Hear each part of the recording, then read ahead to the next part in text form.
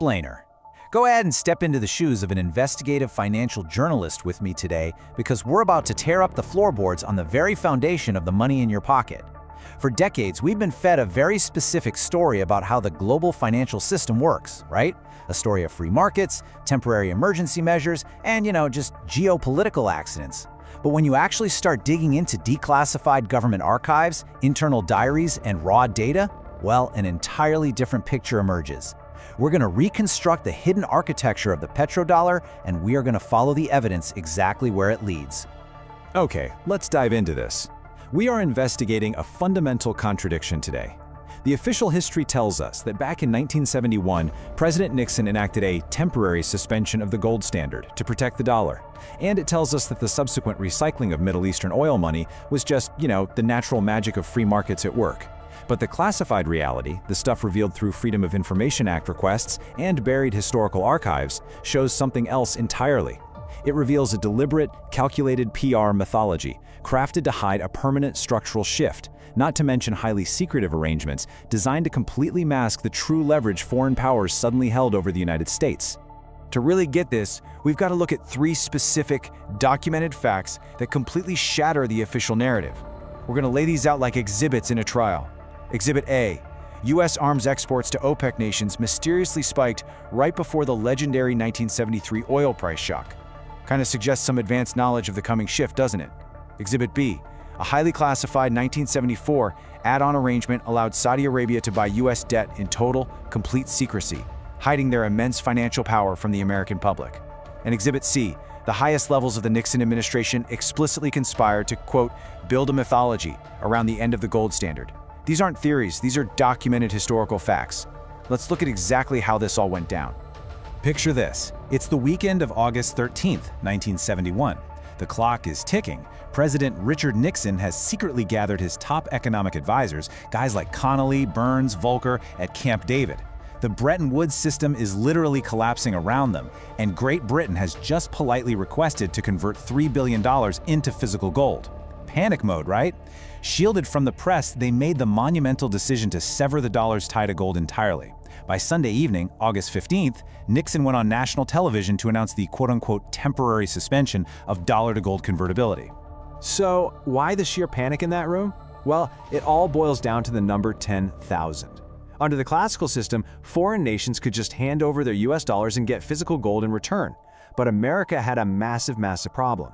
To fund huge operations like the Vietnam War, the US had been printing dollars at a staggering rate, and those dollars were flooding overseas. By 1970, US physical gold reserves had shrunk to under 10,000 tons, while the mountain of dollars held overseas had just exploded. The math had become physically impossible. If foreign nations demanded their gold all at once, America would be bankrupt. Poof. Nixon didn't end the gold standard out of strength. He did it because the vault was, for all intents and purposes, empty. Now, what's really interesting about this slide is the sheer, undeniable level of deliberate spin. This quote comes directly from the declassified White House Daily Diary of August 15, 1971. It records their actual internal strategy. They knew this wasn't some temporary measure. They knew they were fundamentally changing the very nature of money itself. So the directive was explicitly given to build a mythology. Federal Reserve Chairman Arthur Burns was instructed to go out and tell the press that the president has stabilized the dollar and that they continue to believe in free markets. They sold a structural collapse as a bold, temporary defense of the American worker, all while knowing the dollar was now floating, backed by absolutely nothing but faith. Just faith and government decree. So gold is gone, the dollar is floating out there, and it desperately needs a new anchor. Without something tangible creating massive global demand for the US currency, its value would absolutely plummet. Enter Henry Kissinger in the US Treasury Department. In 1974, they went out and found the ultimate replacement for gold. They found an anchor that every single industrialized nation on Earth desperately needed just to survive. They found oil. And that brings us to the creation of the petrodollar. In June 1974, U.S. officials established a joint commission with Saudi Arabia, negotiated by William Simon and Jack Bennett. Here is how the mechanics of this deal worked, and it's devastatingly simple. Step 1. Saudi Arabia agrees to price all of its oil sales exclusively in US dollars, nobody else's currency. Step 2. Saudi Arabia takes all the extra dollars they earn, their surplus petrodollars, and recycles them by investing in US Treasury bonds. They're effectively loaning the money right back to the US government. Step 3. In exchange, the United States guarantees military protection for the Saudi royal family and their precious oil fields. Boom! By 1975, all of OPEC had followed suit, creating this artificial, permanent global demand for U.S. fiat currency. But here's the catch. The U.S. government couldn't exactly broadcast to the world how reliant they'd just become on Saudi Arabia to finance American debt. So, a declassified December 1974 telegram from the U.S. Embassy in Jeddah outlines this secret add-on arrangement negotiated with the Saudi Arabian Monetary Agency, or SAMA. Basically, the U.S. Treasury secretly allowed Saudi Arabia to purchase billions in U.S. Treasury bonds completely outside of the regular public auctions. They intentionally hid the extent of Saudi leverage from the financial markets and from the American public. Get this, until 2016, the U.S. Treasury actually grouped Saudi holdings under a generic oil exporters label just to maintain the secrecy. And this brilliantly illustrates a glaring anomaly in the historical record. When you map out U.S. arms exports to OPEC against the price of crude oil, notice that weapons sales began sharply climbing in the mid-1960s, and they spiked heavily in 1972, which is before the price of oil skyrocketed. Now, the massive 1973 oil price shock is almost always blamed entirely on the Yom Kippur War. Yet, this timeline indicates a completely different reality. Because when oil prices soared, OPEC states immediately used those new petrodollars to buy massive amounts of U.S. weaponry. That offset America's trade deficit and totally reinforced the new dollar system. It's like a giant, perfectly timed puzzle. Right, so the dollar was now backed by oil, and that oil pricing was backed by heavy U.S. military enforcement. But this raises a really fundamental question for the global financial architecture. What happens if a country just decides they no longer want to sell their oil in dollars? If that petrodollar loop breaks, the artificial demand for the dollar collapses. And historically speaking, the response to that threat has been swift and it has been severe. Let's map out the chilling correlation here. Look at the major military interventions of the modern era against threats to this dollar oil pricing. In the year 2000, Venezuela, under Hugo Chavez, started aggressively trading oil through non-dollar barter systems. That exact same year, Saddam Hussein publicly announced Iraq was going to switch all its oil sales from dollars over to the euro. Fast forward to 2011, and you've got Muammar Gaddafi in Libya pushing hard to create a pan-African currency, the gold dinar, to bypass the dollar entirely for oil trades. Look, this isn't a coincidence. It's a clear, undeniable pattern of oil-producing nations attempting to fracture that 1974 arrangement and the consequences that followed. Take Saddam Hussein. In 2000, his switch to the euro was actually scratch that. It was wildly successful for him financially, but it posed an absolute existential threat to the US currency. If a major OPEC player successfully bypassed the dollar, others would inevitably follow, and that would trigger a catastrophic loss of demand for US treasuries.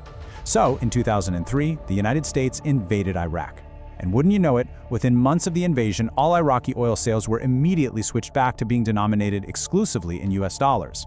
The invasion secured compliance, and it served as a very, very loud warning to any other nation even thinking about abandoning the petrodollar standard. Let's move to and see how this builds into the present day. Because what works back in 2003, it's not working anymore. We are currently facing the most coordinated, serious threat to the petrodollar in history, and it's being led by the BRICS nations: Brazil, Russia, India, China, and South Africa. They aren't just complaining about the dollar anymore. They are actively building a whole alternative financial architecture. They're setting up systems to bypass the SWIFT payment network entirely. And frankly, they have the economic and military weight to deter the kind of direct interventions we just talked about. The data on this is literally undeniable. At its absolute peak, 79% of all global oil was traded in US dollars. Today, that number has plummeted down to 58%. We are watching the real-time unwinding of the core mechanism that has allowed the United States to run massive deficits for decades without triggering hyperinflation. As that percentage continues to drop, fewer dollars are needed globally. And you know what that means? Those excess dollars eventually come flooding right back home, driving up inflation for everyday citizens. You can actually see this massive geopolitical shift playing out right now in the world's most critical shipping lanes. Take the Strait of Hormuz, for example. 20% of all global petroleum consumption flows through there. Recently, the strait has effectively been acting as a geopolitical filter. Western vessels have faced severe threats and closures, while Chinese and Russian flag vessels, they've been permitted to pass freely. This isn't just some energy crisis, it's a real-time financial power transition bypassing Western hegemony. And it's happening at the exact same time Saudi Arabia is openly exploring trading their oil in the Chinese yuan. To really wrap your head around the immense danger this poses to the US economy, you have to look at the sheer leverage built up over the last 50 years. In 2020, Saudi Arabia held $137.6 billion in U.S. Treasury bonds. Think about that. If these oil-exporting nations no longer need to hold U.S. debt to function, they're going to dump those bonds. The U.S. would suddenly have to find trillions of dollars to finance its own debt without the guaranteed captive buyers it has heavily relied on since that secret deal in 1974. So the crucial point is that financial insiders, they know exactly what's on the horizon. Former U.S. Treasury Secretary Henry Paulson explicitly warned back in April 2006 that U.S. authorities need to prepare for a, quote, vicious bond crash, driven by a potential collapse in global demand for U.S. treasuries. He was talking directly about the end of the petrodollar recycling system. When the very mechanism that artificially props up your national debt starts to fracture, the resulting economic shockwaves are absolutely catastrophic. Which brings us to the ultimate unresolved question of this whole explainer. In 1971, the men in that locked room at Camp David severed our money from gold.